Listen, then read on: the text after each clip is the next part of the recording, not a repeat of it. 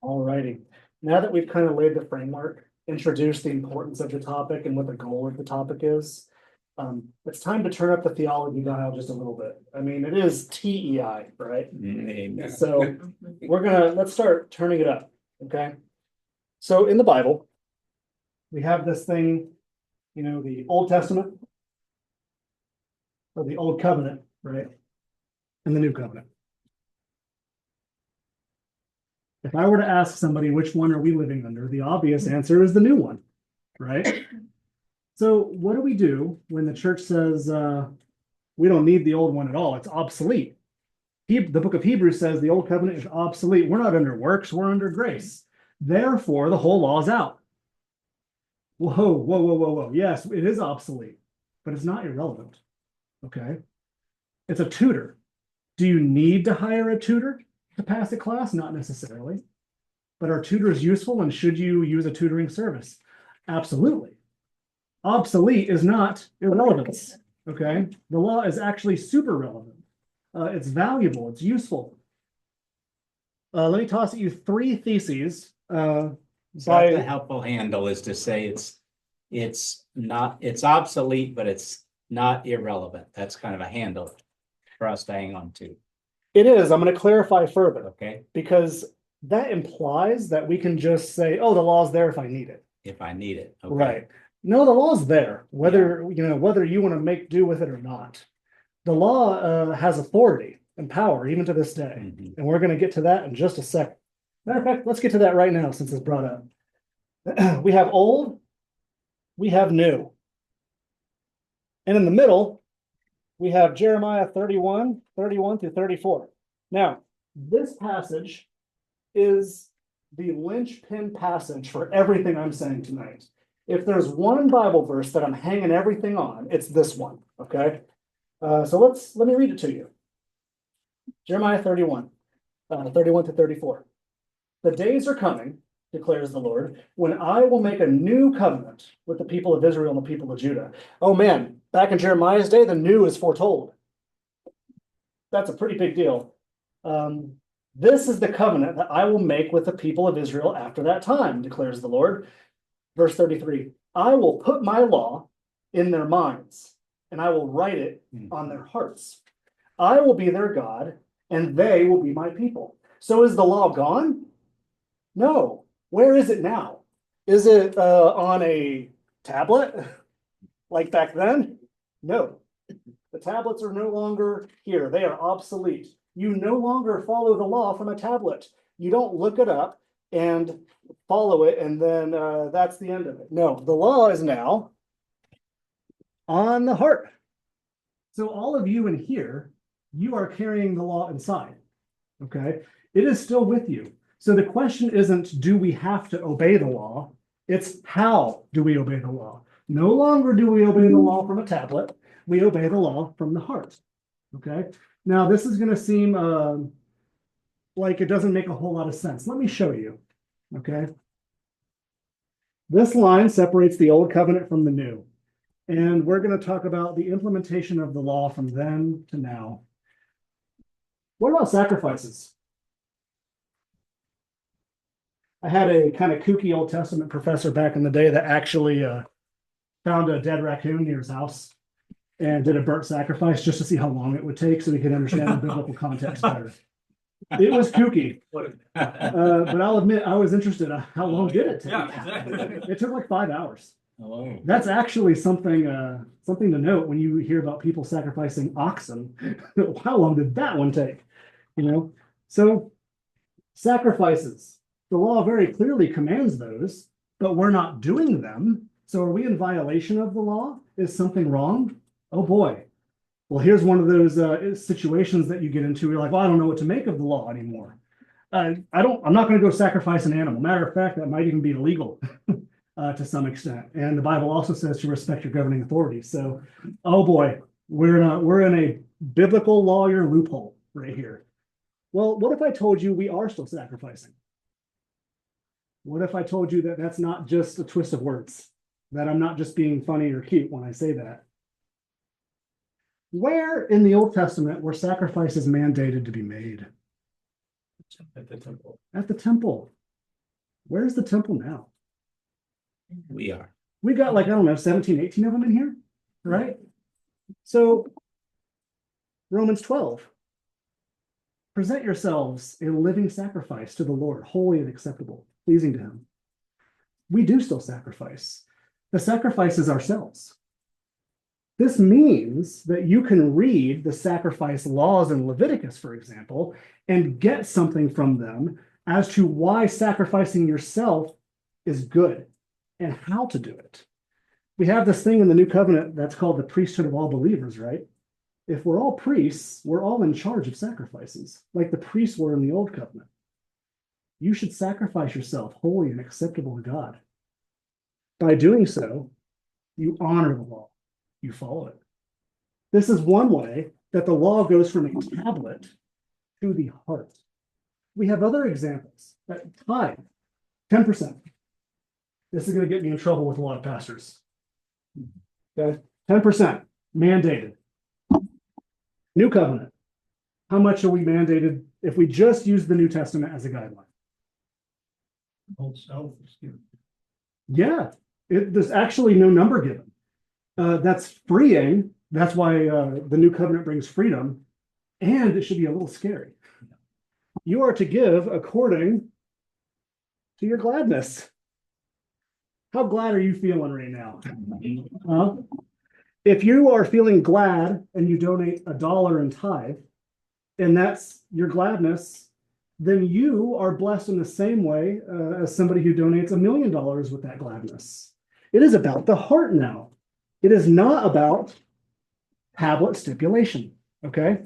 These are just a couple examples as to how the law comes through. Now, some of you who have done some digging into this topic in the past may be coming in here with what's called the tripartite divide, or the threefold division of the law. If you're not familiar with that, let me show you. Certain scholars and theologians and pastors, they love to divide the law into 3 categories. So whenever you read a law in the Old Testament, you categorize that law as one of the 3, okay? You get moral laws, civil laws, and ceremonial laws. That's the way I learned them. Yeah, this was a very popular teaching. This was very much on the decline now. Yeah. I'm on the fighting force to decline it, if I'm being honest. This theology states that you only need to do these ones, and that these ones are for historical purposes only, so that you can better understand what the Israelites were going through. You don't need to follow them. This is problematic to me. That Jeremiah passage that we just read, where it says a new covenant's coming, where I'll put the law on their hearts, does it say the moral laws or the law, right? The law is one thing, okay? And to those who like to make this division, I have a question. Which one is the Sabbath? Is it moral to follow the Sabbath for rest? Is it civil so that you give your workers a break? Is it ceremonial because you honor the 7-day creation in your physical action? How do we categorize that law? Do you see the problem? All of a sudden, we as people endow ourselves with the capacity to categorize God's laws, to determine which ones we need to follow and which ones we don't. It's not about which laws we follow. It's about how we follow each law, okay? They all matter. They all come through. And I'll add the caveat, unless the Bible itself tells you one doesn't matter anymore. Food laws come to mind. But there's still more to be said about that too. I have a take on that where it's an inverse law at this point. Maybe we can cover that at some point tonight if there's time. So I like to be confessional on this. I don't simply think this is a bad idea. I think it's a harmful idea. And I will say in a charitable way, I totally respect the origins of the idea and how to make sense of the law for Christian living. But I think we're missing out. When we ignore sacrifice laws as ceremonial, we kind of lose a major tutor in how we sacrifice ourselves today if we ignore them, right?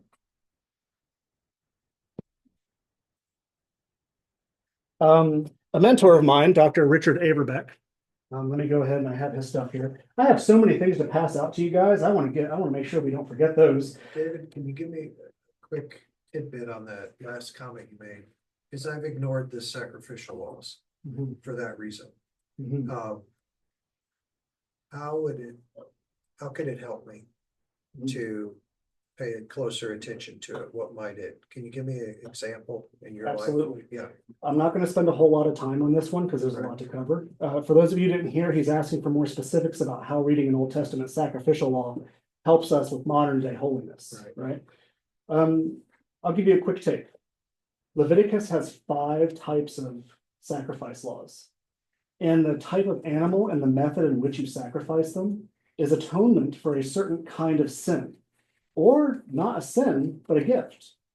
There are certain values placed on certain animals. When you sacrifice, I didn't come ready with all the animals in my head. If you sacrifice an ox for this purpose, then you're paying homage to God in a gift kind of way with no sin. It's just a pleasing offering. If you sacrifice a dove in this way, you are making peace with a neighbor with whom you've had conflict with. There's some good reading on how to read into those animals. And some of the actual costs associated with them too, because we have laws that say if you can't afford this more expensive animal, you can use this lesser animal too. I do need to move forward. Talk to me afterwards. I'll recommend a reading for you. Maybe we can talk about it a bit more. Categorically, it's worth looking into the types of sacrifices there are, which help us determine what ways can I sacrifice right now. that makes sense. Do I need to sin first to make a sacrifice? Yeah, stuff like that. So my mentor, one of my mentors, Dr. Richard Averbeck, wrote this book. He handles a component of those Levitical sacrifice laws that may be helpful. Old Testament law for the life of the church. I would highly recommend this book for people who want to explore it farther. It's a pretty down-to-earth read, and he touches on some of these theological concepts. Can we say the title one more time? I'm gonna pass it around. Okay, great. I'll get started. Let me get in the back. I'll make its way around the room. In his book, he proposes 3 theses on the law, which I think are infinitely important. First, the law is weak. It cannot save you, and yet you need it. It's valuable. Number 2, the law is good. In no form can we say this is not needed or this is bad. Scripture only affirms its goodness. Paul says a lot about this, as does Christ. The law cannot save you. The law is good and useful. And 3, the law is unified. We do not have the human authority to dissect the law in any particular way. It is embedded in a narrative. Sometimes you have laws and then some story, and then more laws and then some story. Who are we to make lists out of things that the scriptures themselves don't make lists out of? Laws are both legal genre and story genre.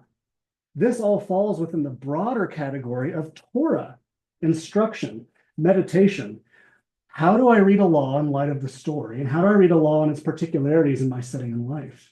There are so many questions to ask of Torah, and I'm going to do this with some very specific laws here in a minute.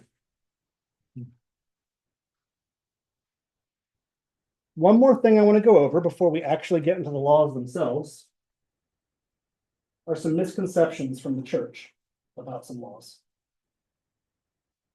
You may have run across some of these misconceptions yourself. Or taught them in Sunday school. Or taught them, that's right. I recently heard a sermon that leaned into one of the misconceptions. Misconception number 1, okay? This is going to be my attempt at helping us rewire a little bit some of what we've come to learn about law that I don't know where they came from. It's just bad practice. For this one, could I get a volunteer actually? Could somebody look up Deuteronomy 30, 11 through 14? Yeah, thanks. Deuteronomy 30, 11 through 14. I'll call on you here in just a second. Misconception number 1, and boy, is this a whopper, okay? I'm going to come at this a little hard, all right? God never expected that we should or would be able to keep the law. I'll say it again, okay? Misconception. God never expected that we should or would be able to keep the law. Hmm. What am I saying by that? What I'm saying is we can keep the law and we should keep it. If you've ever had somebody say the purpose of the law is to show you that you can never keep it, that is not backed by the Bible. And this passage here, I think, will shed some light on it. Go ahead. This commandment that I command you today is not too hard for you, neither is it far off. It is not in heaven that you should say, who will ascend to heaven for us and bring it to us, that we may hear it and do it. Neither is it beyond the sea that you should say, who will go over the sea for us and bring it to us, that we may hear it and do it. But the word is very near you, it is in your mouth and in your heart, so that you can do it. You can do it. It doesn't get more cut and dry than that. Deuteronomy 30, verse 11. Whenever I ask somebody to interact with that passage, when they say you can never keep the law and the Lord is never meant for you to keep it, I don't usually get great answers. There's very little interaction with this. Sometimes when we make grand statements about the law, we fail to consult the law itself about itself. The law itself is saying, no, you can do this. Don't say you can't. Okay. Misconception number 2, and this is kind of hand in hand with this. Misconception. No one was ever successful at keeping the law. Did you know there are people mentioned in the Bible, other than Jesus, that are mentioned as being successful in keeping the law? For that, you can look up a couple passages if you want. A matter of fact, a volunteer here. Let's have somebody read out Luke 1, 5 through 6. I got it. Go for it. In the days of Herod, king of Judah, there was a priest named Zechariah of the division of Abijah, and he had a wife from the daughters of Aaron, and her name was Elizabeth. And they were both righteous before God, walking blamelessly in all the commandments and statutes of the Lord. There we go. There are several others, such as, and if you want to read them for yourselves, you have Philippians 3, 5 through 6. And I would always wonder how we understand the parable in Matthew 19 as well. I think it hints at that. But I want to go on to misconception number 3. The law is mostly just a set of rules, and it doesn't deal much with actual heart devotion. Some of you may scoff at that, but people say it. My goodness, the Shema in Deuteronomy 6, which some say is the thesis of all the Old Testament. Love the Lord your God with all your heart, all your mind, all your soul, et cetera, right? Oh my goodness. Christ quotes the law when he teaches about love and how it comes from the heart. He quotes Leviticus about loving your neighbor as yourself. No, the law is all about the heart. Matter of fact, it's only about the heart. Will you restate number 3? Yes, the law is mostly just a set of rules and it doesn't deal much with heart devotion. That is a misconception. Misconception 4. We are now entirely free from the law. Yes, we are. True. That's actually a true one. We are free from the law, but we're only free from its condemnation. Okay. We're not free from the law in that we are expected to follow it, but we are free from the law condemning us for failing. No longer can the law judge me if I fail to keep it. That is now the Spirit that does that. We are now operating from the heart. The tablets do not condemn me. I am now only condemned by the Spirit who brings freedom and grace. Finally, this is the last misconception. I hear typing, so I was going to give just a second. We are under no obligation to fulfill the standards of the law. I would like to actually pull out one on that.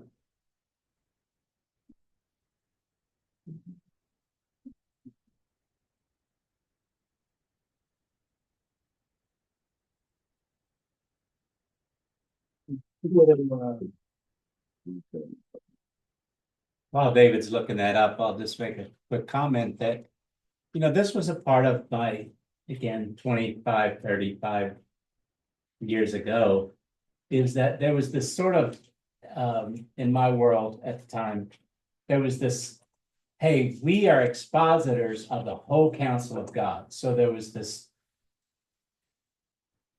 world of exposition. But I just kept thinking, but we never go to these books. We never discussed these laws. So why do you keep saying that you deal with the whole counsel of God and you keep dealing with the epistles and with the wisdom literature and Genesis? But you don't know what in the hooey to do with Leviticus and Deuteronomy. And that just created this sense in which we can do better. And that's why I get still so excited about the very thing that we're talking about, because implicitly they were ignoring those because of these kinds of misconceptions. Well, and even with stuff like Ecclesiastes, which is in the wisdom literature, I don't feel like that's one that gets grappled with a lot. But Yeah. that's a whole separate. So let's indeed commit ourselves to the whole counsel, to all of scriptures, and that all of them are valuable for instruction. Okay, Dave. Galatians 5:12-15. I could wish that those who trouble you would even cut themselves off. For you, brethren, you have been called to liberty. There's the freedom aspect. Only do not use liberty as an opportunity for the flesh, but through love serve one another. For all the laws fulfilled in this word. Even in this, you shall love your neighbor as yourself. But if you bite and devour one another, beware lest you be consumed by one another. For people who say we don't need the law anymore, I have a fun thing to add. If Christ says the summary of the law is to love, and this is what Galatians is getting at, and then somebody says we don't need the law anymore, that's kind of like saying we don't need to love anymore. It's like, here's the law. It's about love. You don't have to do the law. Does that logic flow make some sense? I don't think that makes any sense. If the law is about love and we're commanded to love, then we have to do the law. I think it's as simple as that. Now, I want to show you some things that I'm pretty excited to pass around. First off, we're talking about Torah today. We're going to get into the laws right after this. I brought with me a Torah scroll here, which is the first 5 books of Moses, which in the broadest sense is the law, the stories, the list of legal decrees, etc. They all go together. So when I say law, it's all of this, not just a segment. Let me go ahead and pass this around. For those of you who are not up on your Hebrew, the silver tips are the top.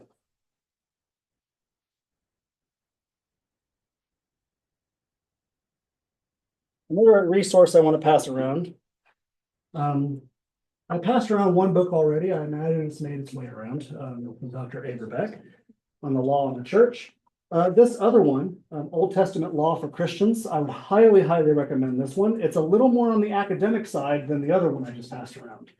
But what this one's good about doing is going into all of the law categories and helping to bridge the gap onto how they're practiced today. So I highly recommend this one. I'll get this passing around too. It's by Roy E. Gain. Yes. Your misconception number 1. No, is that? Oh, number 2. Okay. That nobody's successful. Yeah. Or the law, in the New Testament passage, the law was given so that trespass might increase. What am I misquoting there? There's something about. Yeah, the law was given to you so that your sin might be known.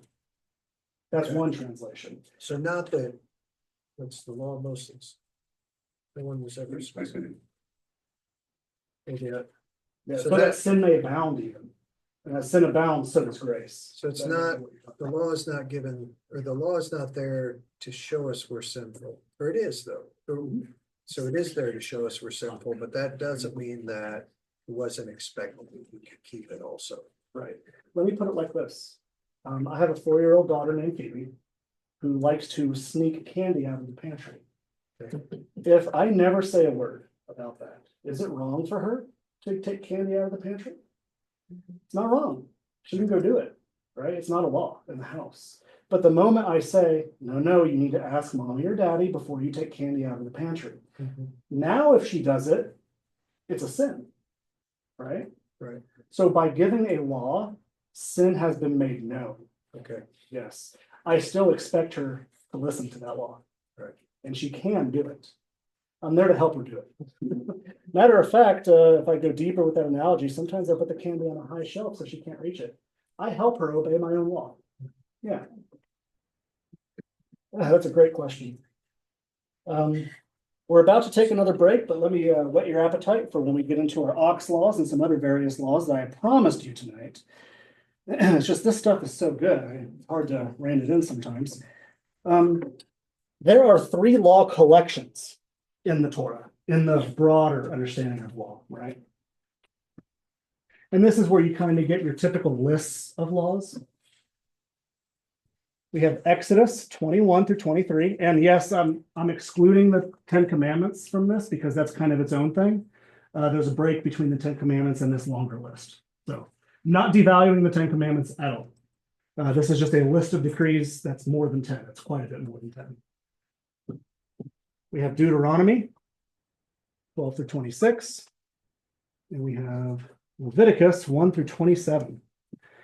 This one's called the Book of the Covenant, or I say BC sometimes. This is the Deuteronomic law, or DL. This is if you read some academic stuff on the matter. These are how they're usually abbreviated. And then you get here the Holiness Code, because Leviticus is all about holiness. It's the foundation for it. So these are some lists of laws. So some of you may know this, but I'd be willing to wager that many of you don't. So this is kind of where I wanted to get to tonight, okay? Did you know that while these laws are quite old, they're not older than some other laws that look similar, right? About 500 years or so, I know the date of the Exodus is a pretty hot topic, so I'm going to be pretty conservative with my numbers. About 500 years or so before Moses wrote down the laws, we had a man named Hammurabi. Anybody ever heard that name before? Yeah. Here is a replica of the top of his 9-foot tall pillar with 282 laws etched into the back. Now, only the first 5 laws are etched onto this one. But here we have Hammurabi receiving the laws from Shamash, the sun god, and given the authority to implement these laws everywhere. You can look at the back when this is passed around. This is written in Akkadian, which is Babylonian and Assyrian, in a type of writing called cuneiform. You can get a good look at that. We have a law code that even predates that one, called the Laws of Lipit Ishtar. This one, this is going to be funny, I guess, when I say it, but it's less legible. It's more like chicken scratch than that one being passed around. This one contains several laws that we see in the Bible. And to make things as legible as possible, here I have a zoomed in font 56 cuneiform writing for you. Just to show off kind of the Sumerian text and the Akkadian text that's at play here, okay? So we have a lot of laws that predate the Bible that are seen in the Bible. The ox laws are some of these. The things I'm passing around to you all have ox laws on them that are almost word for word seen in the biblical text we're going to look at tonight, okay? Now, some of you may be thinking, oh, that's pretty cool. Well, I'll tell you, this rocked my mind when I first learned about this. This shook me probably in an unwarranted way to my core, because I'm like, oh my goodness, this tampers with what I feel is like sacred about the Bible. Did the Bible plagiarize? Did it copy and paste? Like, what's going on here? I'm going to show you right after our break what that looks like, and maybe you'll see what I saw. I don't know. Yeah, why not? I'll pass this around too. There's my little cuneiform tablet buddy. His name is Tupi. That's the word for tablet in Akkadian. Let's go ahead and take another 5-minute break. And when we come back, we're going to look at some oxen and boiling goats. Would you say again what the BC and the DL? Yeah. Book of the Covenant. 45 will be back at 7:50. 750. Book of the Covenant. Deuteronomic laws. Yep. Holiness code.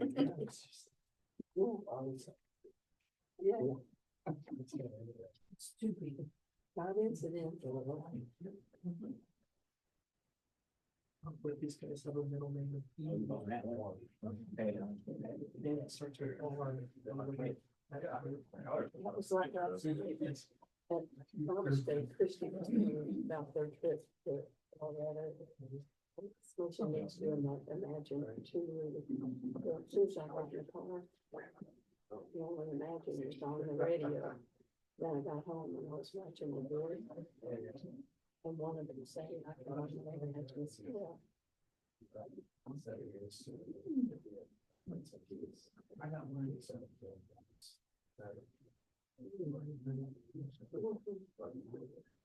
opinion. Yeah, and when they're home, that was Sunday. They got there. Translated out. It worked on the. No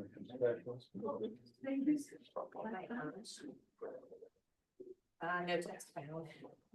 But it did the deal. It did. I mean, it was a word for word translation. So Right. it wasn't understandable, but it's translated into English. Wow. Yeah.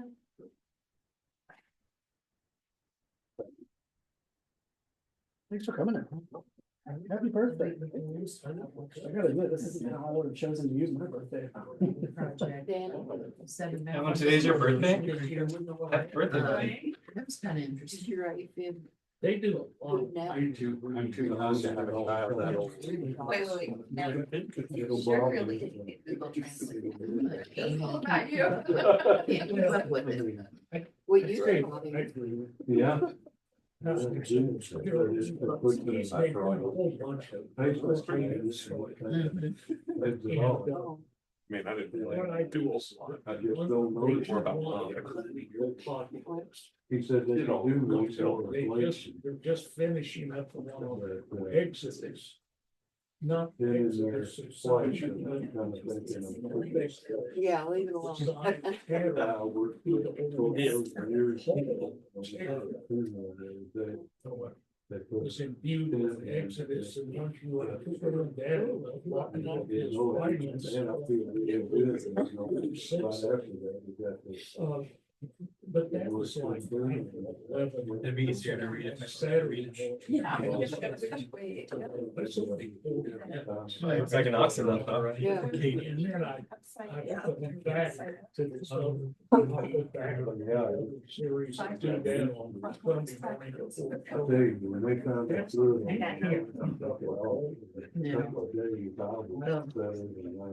You know, living in Pittsburgh, it's about. So that makes sense. As I'm driving. But Over back, you know, we done one. Yeah. It's on the back of the guy, the middle number. It's 16 feet, so go back. Second you. Adjusting. I know. Type of pneumonia. I was up there in college. Where was that? Central.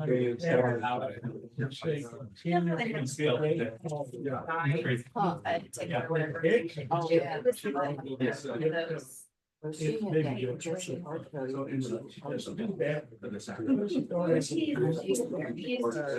Yeah.